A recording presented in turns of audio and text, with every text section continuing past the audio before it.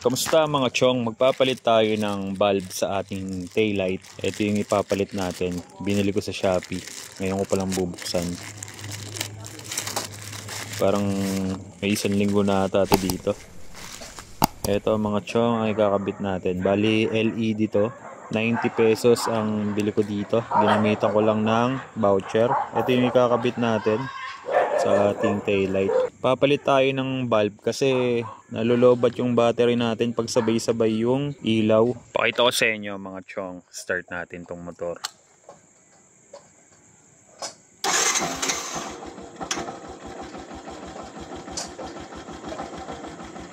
So ayan ang voltahe niya pagka naka-idle. Tapos wala pang nakabukas na ilaw dyan. Buksan natin tong headlight. Ito ang isang switch na to, auxiliary light yan. Bihira ko gamitin kasi pag nagsasabay-sabay bumababa yung voltahe, nagiging 11 point something, kaya hindi siya pwedeng magsabay-sabay. Pag naka foot brake, pag naka signal light, foot brake natin o brake light natin, yun natin yung signal light. Ayan, naka signal light siya. Tapos i-brake light natin, pisilin natin tong brake lever. Ayan mga chong, oh, nag-11 point something siya pag sabay-sabay yung ilaw, pag naka headlight, naka signal light, at pag gumagana yung brake light natin. Kaya ang naisip kong paraan magpalit ng LED na bulb. So yun ang gagawin natin ngayon mga chong. Papalitan natin ng LED bulb yung bulb sa taillight natin.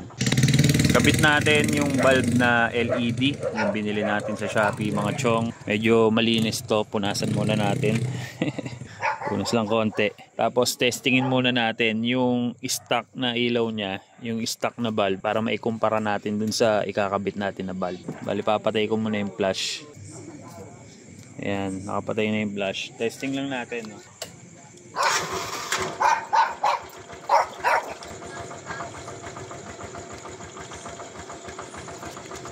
Ayan mga chong, naka-switch on na yung ilaw natin, yung taillight.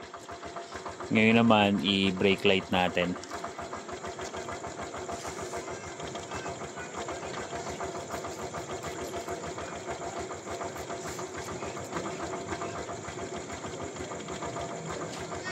Okay na mga chong, na testing na natin para maipagkumpara natin dun sa bulb, LED bulb na ikakabit natin. Buksan ulit natin yung flash. Ayan. So gamit tayo dito ng Phillips screw para matanggal natin yung dalawang screw dito. Madali lang naman ito ikabit. Tatanggalin lang natin tong pinaka lens nya. Tanggalan natin yung dalawang screw. Buti natin to. Ayun, ganun lang tanggalin yung lens. Tapos ito na yung loob ng ating taillight. Ito yung bulb natin. Tanggalin natin yung bulb. Bale, ito yung stock bulb nya mga chong. Ayan, check natin.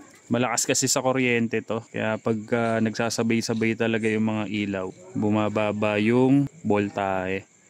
Bale, ayan siya, 12 volts na. Ayan, 5 watts ang nakalagay, Stanley. Ayan, ayan yung stock na bulb natin. So try lang natin kung bababa pa rin yung voltahe pag nagpalit na tayo net. Ito yung ikakabit natin. Buksan na natin to. Ito mga chong ang sasalpak natin. Wala siyang nakalagay kung ilang watts, and first time ko lang gagamit ng gantong bulb sa taillight. So kabit natin.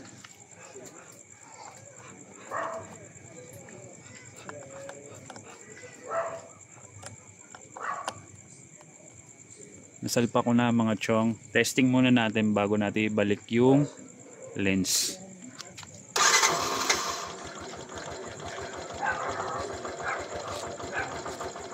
Switch on. Bali kulay puti yung ilaw niya mga chong. Ayan, try natin i-brake light.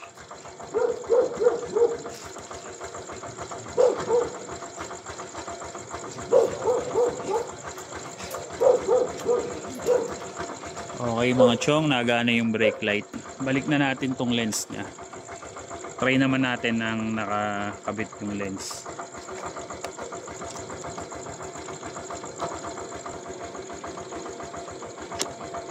Malakas din naman yung ilaw, no? So ito na siya pag may lens. Patay natin yung flash ng cellphone natin. Ayan na siya mga chong pagka may lens na. So try naman natin yung brake light niya.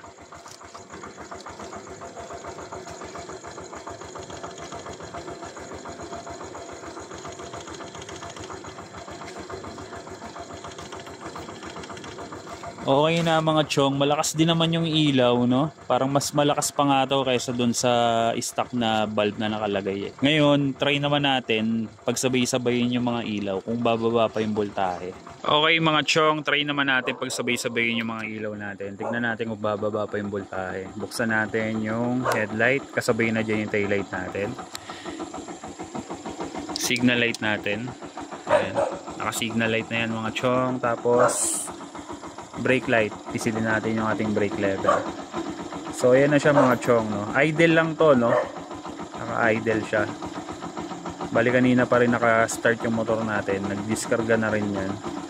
Pero hindi siya katulad kanina na pagka sabay-sabay na, mas mabilis malobat o mas mabilis bumaba yung voltahe.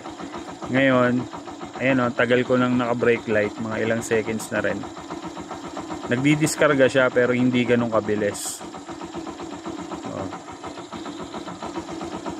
Ayan, sabay-sabay yan. Nagdi-discarga pa rin siya mga chong pero hindi ganun kabilis. Ngayon, malakas pa rin talaga sa kuryente kasi naka-halogen na bulb tayo sa headlight.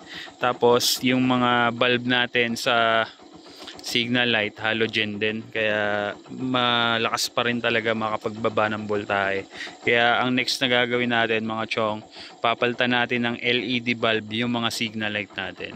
Try natin kung bababa pa yung voltahe pagka napalitan na natin ng LED bulb yung mga signal light natin. As of now mga chong, ito muna ang papalitan natin, yung ating bulb sa tail light. Bali parating pa lang yung in order kung LED bulb para sa signal light. So yun lang mga chong, kita-kits next video. Peace, rock and roll. Yung palang LED bulb na kinabit natin mga chong, lalagay ko na lang yung link dyan sa description kung sakaling bibili rin kayo or kung magpapalit din kayo ng bulb sa taillight nyo. Yan. Lalagay ko na lang dyan.